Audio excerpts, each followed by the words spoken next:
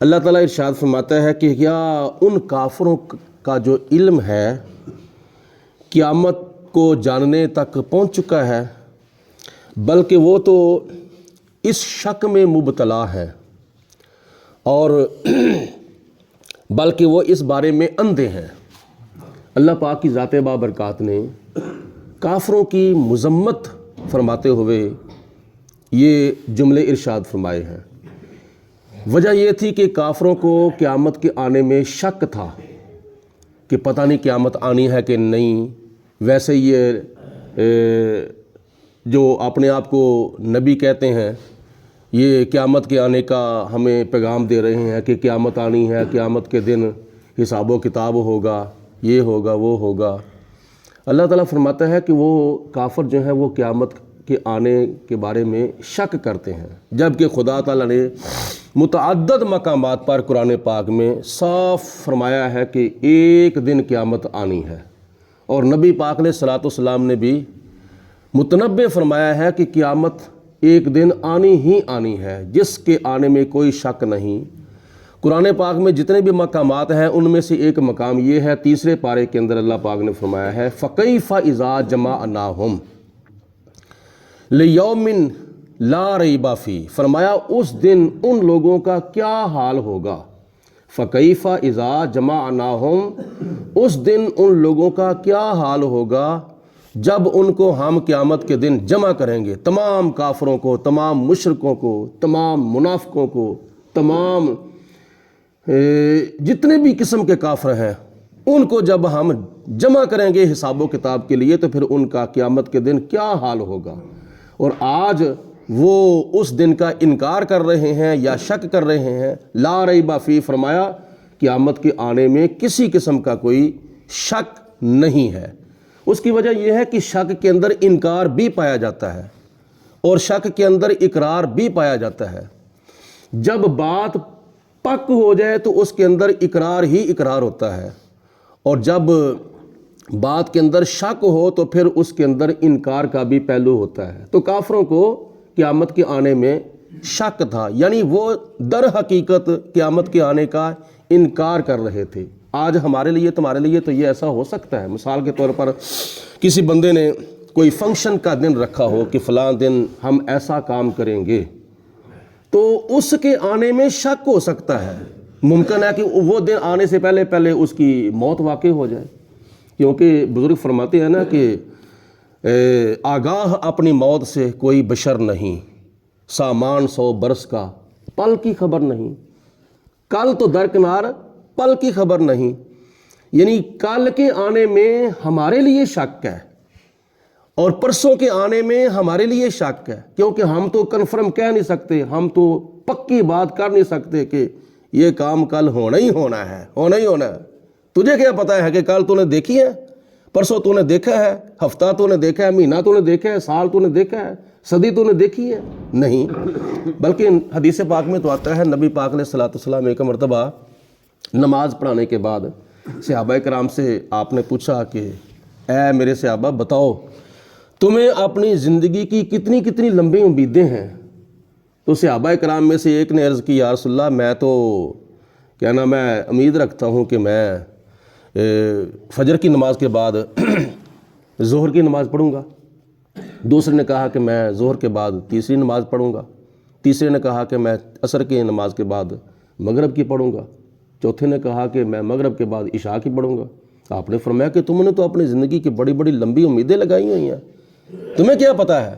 میں اللہ کا پیارا محبوب، آخری نبی، آخری رسول حضرت محمد رسول اللہ صلی اللہ علیہ وسلم ہو کر کہتا ہوں، اور اس ذات کی قسم اٹھا کر کہتا ہوں جس کے قبضہ قدرت میں میری جان ہے، میں تو اتنی بھی امید نہیں رکھتا کہ میں نے نماز کے بعد ایک طرف سلام پھیرا ہے اور دوسری طرف میں سلام پھیر لوں گا، میں تو اتنی بھی امید نہیں رکھتا۔ حالانکہ نبی پاک علیہ الصلوۃ والسلام کو اللہ پاک نے قیامت کا علم عطا فرمایا ہے، تبھی تو آپ نے علامات کبریٰ بتائی ہیں، علامات صغریٰ بتائی ہیں۔ لیکن یہ جو آپ نے جملہ فرمایا ہے کہ میں تو ایک طرف سلام پھیرنے کے بعد دوسری طرف سلام پھیرنے کی امید نہیں رکھتا، یہ ہمارے لیے اصلاح ہے، یہ ہمارے لیے نبی پاک علیہ الصلوۃ والسلام نے فرمایا ہے کہ تمہارا نظریہ اور تمہارا خیال ایسا ہونا چاہیے۔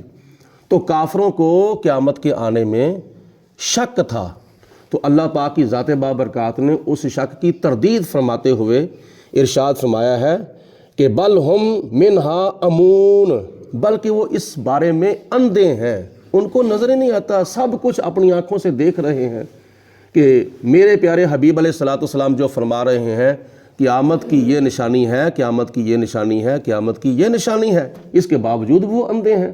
یعنی ایک بات کو سامنے سن کر دیکھ کر اور سب کچھ پتہ ہونے کے باوجود بھی ہٹ درمی سے کام لینا، ضد بازی سے کام لینا اور تعصب بازی سے کام لینا، یہ حقیقت میں وہ بندہ دل کا اندھا ہوتا ہے۔ اور ایک ہوتا ہے آنکھوں کا اندھا، ایک ہوتا ہے دل کا اندھا۔ اللہ پاک کی ذات نے حضور علیہ الصلوۃ والسلام کے کئی ایسی امت کے پیاروں کو، یعنی امت کے اندر جو ولی ہوئے ہیں، غوث قطب ابدال ہوئے ہیں، صحابہ کرام، اہل بیت پاک، ازواج مطہرات، تابعین، تابعات اور صحابہ صحابیات، ان کو اللہ پاک نے یہ آنکھوں کا نور بھی عطا فرمایا تھا اور دل کا نور بھی عطا فرمایا تھا۔ آنکھوں کے نور کو کہتے ہیں نور بصارت اور دل کے نور کو کہتے ہیں نور بصیرت۔ یہ نور بصارت بھی ان کے پاس تھا اور نور بصیرت بھی ان کے پاس تھا، لیکن کافروں کے پاس نور بصارت تو تھا لیکن ان کے پاس نور بصیرت نہیں تھا، کیونکہ نور بصیرت اگر ان کے پاس ہوتا تو ابو جال نہ رہتا، ابو لاب نہ رہتا، کفار مکہ نہ رہتے، بلکہ وہ بھی صحابہ کرام کے اندر شامل ہو جاتے۔ وہ اپنی آنکھوں سے دیکھ رہے تھے لیکن وہ اپنے دل سے نہیں دیکھ رہے تھے۔ ان کے سامنے تو چاند کے 2 ٹکڑے ہوئے تھے، ان کے سامنے تو سورج واپس پلٹا تھا، ان کے سامنے تو کینکریوں نے کلمہ پڑھا تھا، ان کے سامنے تو درخت ہی حاضر ہوتے رہے تھے، ان کے سامنے تو کھارے کنویں جو تھے وہ میٹھے ہوتے رہے، لیکن پھر بھی نہ مانے۔ کیا وجہ تھی؟ وجہ یہ تھی کہ وہ دیکھ تو سب کچھ رہے تھے لیکن وہ دل کی آنکھوں سے نہیں دیکھ رہے تھے۔ ان کے پاس نور بصارت تو تھا لیکن ان کے پاس نور بصیرت نہیں تھا۔ اللہ پاک کی ذات بابرکات ہم سب کو قبر اور حشر کی زیادہ سے زیادہ تیاری کرنے کی توفیق عطا فرمائے، کیونکہ قبر کے اندر بھی حساب ہونا ہے اور حشر کے اندر بھی حساب ہونا ہے۔ فرق یہ ہے کہ قبر کے اندر عقائد کا حساب ہونا ہے اور حشر کے اندر اعمال کا حساب ہونا ہے۔ ایسے سمجھو کہ جیسے درخت اگتا ہے نا زمین سے، تو پہلے اس کی جڑیں ہوتی ہیں، بعد میں اس کی شاخیں نکلتی ہیں، پھر پتے لگتے ہیں، پھر پھل لگتے ہیں، پھر پھول لگتے ہیں۔ تو یہی حساب اعمال اور عقائد کا ہے۔ عقائد پہلے ہیں، اعمال بعد میں ہیں۔ عقائد دل کے اندر ہیں اور اعمال جسم کے اوپر ہوتے ہیں۔ اگر درخت کی جڑیں ٹھیک ہوں گی تو اوپر سارا درخت ٹھیک ہوگا، اگر درخت کی جڑیں خراب ہوں گی تو اوپر سارا درخت خراب ہوگا۔ اسی طرح بندے کے عقائد اگر ٹھیک نہیں ہوں گے تو اعمال بھی ٹھیک نہیں ہوں گے، اگر عقائد ٹھیک ہوں گے تو اعمال بھی ٹھیک ہوں گے۔ تو اس لیے نجات جو ہے نا، قبر کے اندر جو نجات ہے وہ عقائد کی درستگی پر ہے، اور حشر کے اندر جو نجات ہے وہ اعمال کے ساتھ اور اعمال کی درستگی کے ساتھ ہے۔ اللہ پاک ہم سب کو مرتے وقت کلمہ پڑھنا نصیب فرمائے۔ درود پاک پڑھیں، الصلاۃ والسلام علیک یا سیدی یا رسول اللہ وعلی آلک و صحابک یا سیدی،